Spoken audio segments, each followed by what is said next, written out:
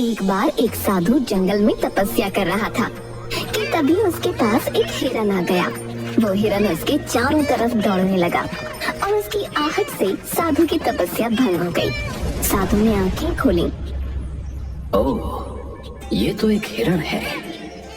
क्या तुम भूखे हो प्यारे हिरण? आओ मेरे पास, मैं तुम्हें कुछ खिलाता हूँ। हिरन साधु की तरफ बढ़ा और अचानक एक शेर में परिवर्तित हो गया। ये देखकर साधु बहुत डर गया और डरते डरते भगवान से प्रार्थना करने लगा।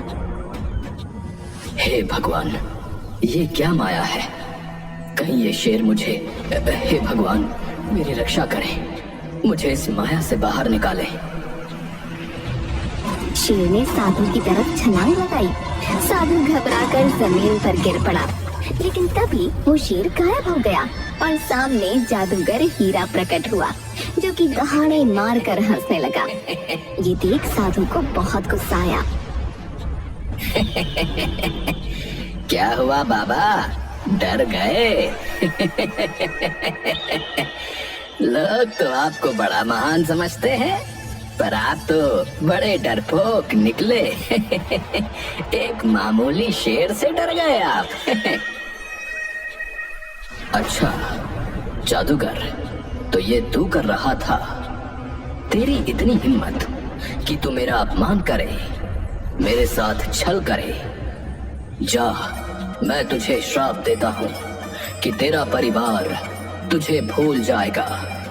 तू अब से अकेला रहेगा और अकेला ही भटकेगा।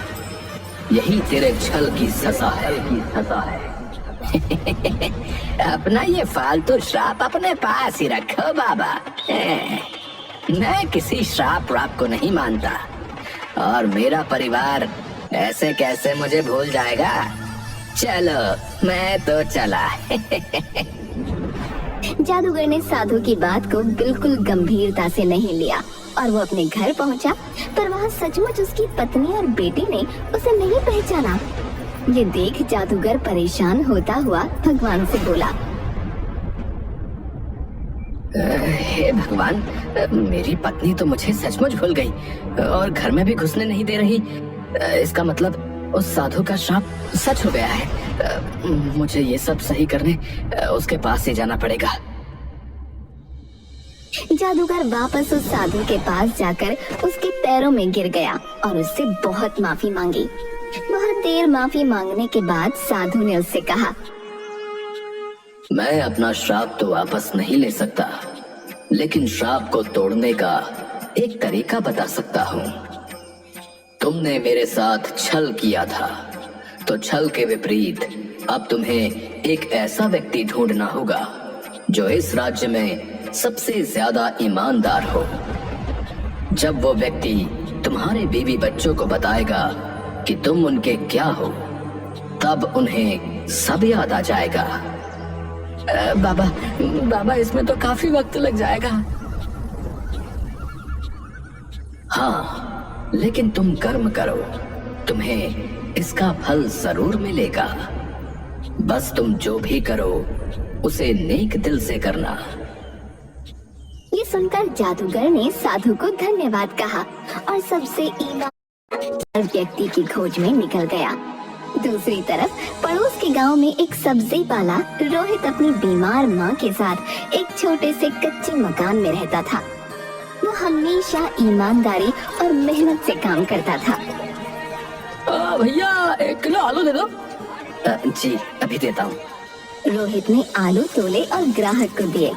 ग्राहक गलती से ज्यादा पैसे देकर चला गया, लेकिन रोहित तुरंत ही ग्राहक को आवाज देकर कहता है, भाई साहब आपने ज्यादा पैसे दे दिए, ये लो आपके बाकी पैसे। अरे हाँ, अरे धन्यवाद भैया, तुम तो सच में बहुत ईमानदार हो। अब तक तो सिर्फ सुना था तुम्हारे बारे में, आज देख भी लिया भैया। अरे इसमें धन्यवाद कैसा, ये तो आपके ही पैसे हैं। रोहित इसी तरह ईमानदारी से अपना जीवन जी रहा था कि तभी उस गांव में जादूगर हीरा आ गया और उसने सबसे ईमानदार व्यक्ति की तलाश शुरू की। उसने गांव के कुछ लोगों से सवाल पूछने शुरू किए। नमस्कार। क्या आप मुझे इस गांव के सबसे ईमानदार व्यक्ति के बारे में बता सकते हैं? अरे इस गांव में सबसे ईमानदार तो मैं ही हूँ। मैंने कभी किसी को धोखा नहीं दिया भाई। अच्छा, धन्यवाद। हीरा ने दूसरे व्यक्ति से पूछा तो वो बोला, मैं ही इस गांव का जो है सबसे ईमानदार व्यक्ति हूँ। लोग मेरी सच्चाई की कसम खाते हैं भैया, कसम। हर कोई खुद को सबसे ईमानदार बताने में लगा हुआ था। जादूगर हीरा को सही उत्तर नहीं मिल पा रहा था। आखिरकार वो रोहित के पास पहुंचा। नमस्ते। क्या आप मुझे इस गांव के सबसे ईमानदार व्यक्ति का पता दे सकते हैं?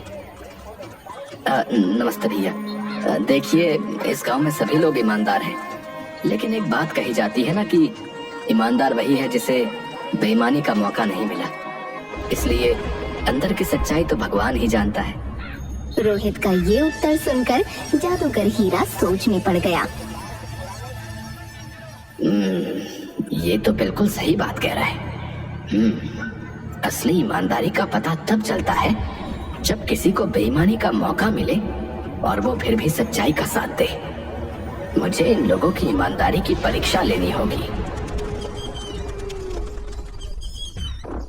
जादूगर हीरा ने उन लोगों की परीक्षा लेने के लिए रात के अंधेरे में अपने जादू से गांव के बीचों बीच एक जादुई पेड़ बनाया।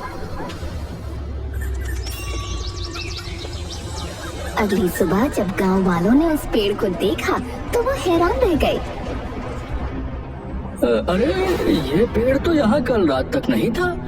ये कैसे आ गया भैया? ये पेड़ तो बड़ा ही अजीब सा लग रहा है कि नहीं? सुनो गांव वालों, मैं एक जादुई पेड़ हूँ। तुम लोग आज भर मुझसे कोई भी एक मनोकामना मांग सकते हो। तुम्हें वो सब मिलेगा जो तुम चाहोगे, पर कल मैं गायब हो जाऊंगा। अरे अरे बाप रे! अरे भैया, अरे जादुई पेड़! पहले तो गांव वाले डरे और फिर एक एक करके धागा लेकर आने लगे और पेड़ के तने पर बांधते हुए अपनी मनोकामनाएं मांगने लगे। लेकिन रोहित वहां नहीं आया। रोहित कहाँ है? वो क्यों नहीं आया मनोकामना मांगने? सुना है रोहित के घर आज लड़की वाले आए हुए हैं। शायद वो उनसे मिलने में व्यस्त है। रोहित अपने घर पर ही था जहां लड़की वाले उसे देखने आए हुए थे, लेकिन यहाँ भी उसकी किस्मत अच्छी नहीं थी। माफ करिएगा बहन जी, पर मैं ऐसे घर में रिश्ता नहीं कर सकती जहाँ सिर्फ 2 सदस्य हों और उसमें भी एक बीमार हो और ऊपर से आपका बेटा गरीब भी है, इसलिए आप हमें माफ करें। अरे ये आप क्या बात कर रही हैं? मेरा बेटा बहुत संस्कारी और ईमानदार है, ये तो देखिए। संस्कारों से घर नहीं चलते। ये बोलकर लड़की वाले चले जाते हैं और रोहित का दिल टूट जाता है।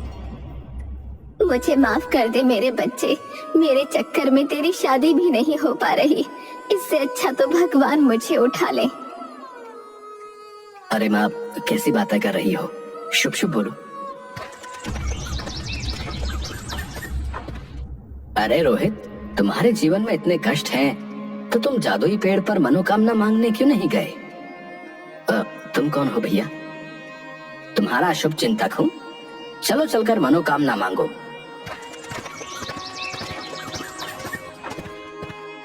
रोहित जाता है और मनोकामना मांगता है, लेकिन अगले दिन गांव में कुछ अजीब हुआ। लोगों की मनोकामनाएं गलत हाथों में पहुंच गईं। किसी ने धन मांगा था, लेकिन उसे किसी और के पास भेज दिया गया। किसी ने सोना मांगा था, लेकिन वो किसी और को मिल गया। ये क्या हो रहा है भैया? मैंने तो धन मांगा था, लेकिन मेरे पास तो किसी और की चीज आ गई। हाँ, मेरे पास भी कोई अजीब सी चीज आ गई है जो मैंने नहीं मांगी थी। रोहित के पास भी एक हीरों का हार पहुंचा, जबकि उसने तो अपनी माँ की सेहत मांगी थी। वो तुरंत बाहर निकला और आवाज लगाई। ये हीरो का हार किसने मांगा था? ये मेरे पास आ गया है। मैंने हीरो का हार मांगा था, ये मेरा है। रोहित ने बिना किसी झिझक के वो हीरो का हार उस व्यक्ति को दे दिया। ऐसा करते ही उसकी माँ की सेहत ठीक हो गई। ये देखकर जादूगर हीरा को यकीन हो गया कि रोहित ही सबसे ईमानदार व्यक्ति है। लेकिन तभी और लोग भी बाहर आने लगे जो अपनी चीजें वापस कर रहे थे। अरे मेरे पास ये सोने की ईंट आ गई भैया, ये जिसकी भी है वो ले लो। अरे हाँ, ये मैंने मांगी थी। मेरे पास ये मोतियों से भरा हुआ संदूक आ गया है, ये किसका है? ये मेरा है, लाओ मुझे दे दो। बाकी लोगों को भी अपनी चीजें वापस करते देख जादूगर हीरा परेशान हो गया।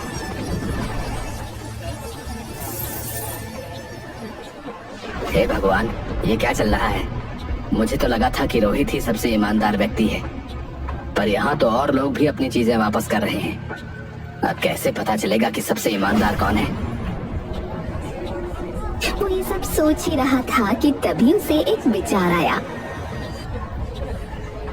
यहाँ पर शायद लोगों ने ईमानदारी इसलिए भी दिखाई क्योंकि ये बात पूरे गांव के सामने थी। अब मुझे कुछ ऐसा करना पड़ेगा जो अकेले उनके लिए हो, तब पता चलेगा कि ईमानदार कौन है। ईमानदारी की असली परीक्षा अकेले में ही होती है। ये सोचकर जादूगर हीरा उन सभी लोगों के घर पर एक जादू करता है जिन्होंने अपना सामान लौटाया था। उन लोगों के घरों के आंगन की जमीन हिलने लगी और अचानक वहाँ से मिट्टी हटने लगी। अरे मुझे बाहर निकालो, अरे मुझे बाहर निकालो भैया। ये क्या हो रहा है? ये कैसी आवाज है? बेटा, हमारे आंगन में जरूर कोई खजाना है। मैंने अपने बड़े बूढ़ों से सुना है कि खजाना ही ऐसे आवाज देता है। ये आप क्या बोल रही हो माँ? अरे मैं सच कह रही हूँ, चाहे तो तू खुदाई करके देख ले। बाकी लोगों के घर भी यही हो रहा था। वो सब लोग खुदाई करते हैं और खजाना निकल आता है। खजाने को देखकर सबकी आंखें चौंधी आ गईं। हे भगवान, तेरा बहुत बहुत धन्यवाद है, मैं तो अमीर हो गया है। अरे बाप रे, इतना बड़ा खजाना! देखा, मैंने क्या कहा था? ये तो सचमुच खजाना है, लेकिन मैं इसको नहीं रख सकता। जमीन में निकले खजाने का हक राज्य का होता है। मैं इसे राज्य को वापस कर दूंगा। अरे तू पागल हो गया है क्या? ऐसा मत कर। इस खजाने की मदद से तेरी शादी हो सकती है। नहीं माँ, मैं जो करूँगा मेहनत और ईमानदारी से करूँगा, ऐसे नहीं। रोहित वो खजाना लेकर घर से निकला और राज्य को वापस कर दिया। ये देखकर जादूगर हीरा को यकीन हो गया कि सबसे ईमानदार व्यक्ति वही है, क्योंकि और किसी ने खजाना वापस न किया था। फिर वो रोहित के पास पहुंचा और उसे पूरी बात बताई। मैंने उस साधु के साथ बहुत बुरा किया, इसलिए उन्होंने मुझे श्राप दे दिया, और इस श्राप को तोड़ने का सिर्फ एक ही तरीका है कि इस राज्य का सबसे ईमानदार व्यक्ति मेरी पत्नी और बच्चे को मेरे बारे में बताए। इसीलिए मैं तुम्हारे पास आया हूँ, क्योंकि तुम ही इस राज्य के सबसे ईमानदार व्यक्ति हो। पर मैं कैसे मेरी इतनी सी बात मान लो, बदले में मैं तुम्हारा जीवन बदल दूंगा, तुम्हें धनी बना दूंगा, जिससे तुम्हारी शादी भी आसानी से हो जाएगी। नहीं, इसकी जरूरत नहीं है, मैं तुम्हारा काम कर दूंगा, मुझे कोई रिश्वत नहीं चाहिए। रोहित जादूगर हीरा के परिवार के पास गया।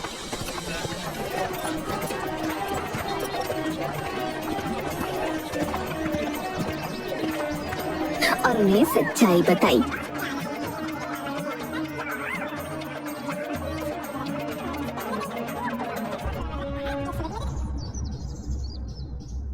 बहन जी, ये आपके पति जादूगर हीरा हैं। इन्हें एक साधु के द्वारा शाप लगा था, जिस कारण आप इन्हें भूल गई थी। रोहित के मुंह से ये सुनकर जादूगर हीरा की पत्नी और बच्चे को सब कुछ याद आ गया।